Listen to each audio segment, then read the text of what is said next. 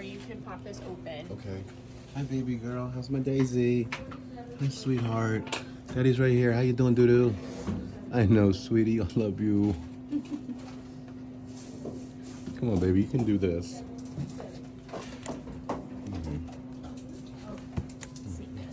Sorry. Just push. Yep, you got it. Hi, baby girl. He's my sweetheart. I know, baby. You hang in there, sweetie.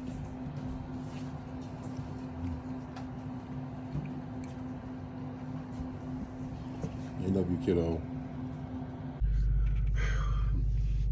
So you just got to see a little bit of Daisy. I'm going to tell you guys where we're at with this. I have all the notes and the emails, but unfortunately because of the restrictions on Instagram and TikTok as far as how many characters you can have in your posts, I can't even give you guys the medical information needed because it's just too lengthy and the platforms can't handle that much information.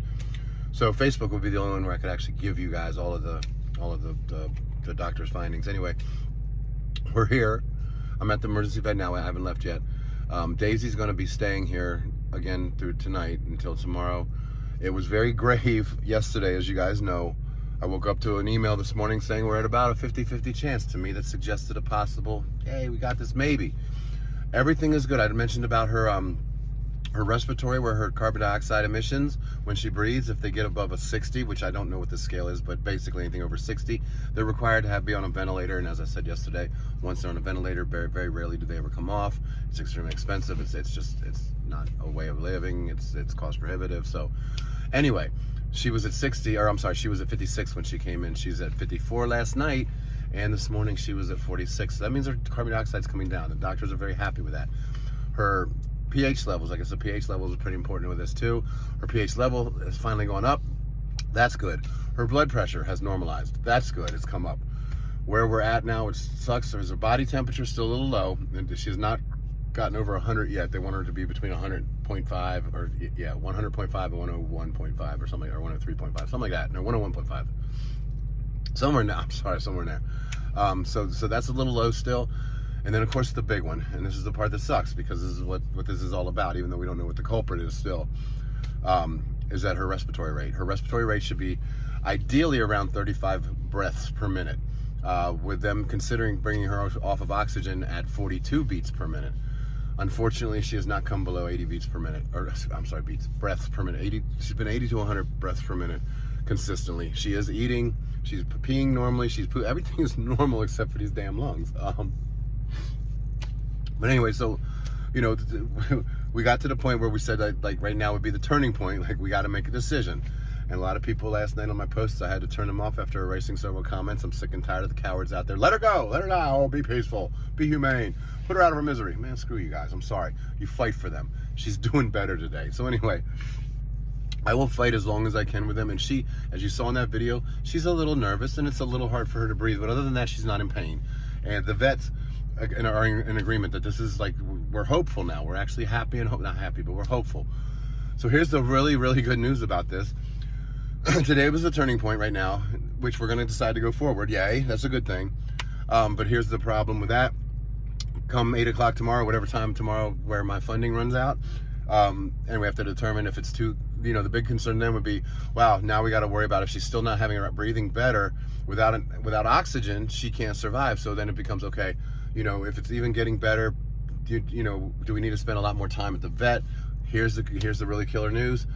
I have an oxygen tent donated to us for a long time ago, and I forget, ma'am, forgive me your name, but thank you so much for donating it.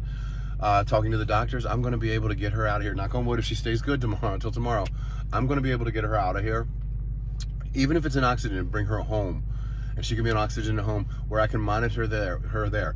What's that going to do? Well, number one, she'll have all the meds she needs, and the only thing they technically are providing here for this immense amount of money, and that's not their fault, that's just the facility, is oxygen support. So if I can provide that at home, and, you know, best case, she slowly starts to get better. And of course, I'm going to be learning a lot. I'm going to be learning how to do her breathing and everything like that. And we hope for the best. And you know, this is something that, according to the doctors, it could take days, it could take weeks to slowly get better from this, with, you know, because of the oxygen, you got to get over it. So that's what we're hoping for. Worst case scenario is, God forbid, she comes home and she doesn't do any better, or she starts getting worse. And again, this is all up to our monitoring, and I'm going to do the best I can to be humane, but at the same time, I want to save my baby, okay? And in worst case, if it's not going to be able to do so, I'll have Dr. Perry come to the house, and we can do, if we have to do this, it's going to be on my terms, not on you know, alone somewhere in a hospital where you don't know anybody. But that's not what we want to talk about. So anyway, prayers for Daisy. I normally don't do this, but I am going to ask for any kind of help I can get on this. We were at 3,900 when we started. The final estimate so far is another over 5,000, or right at 5,000.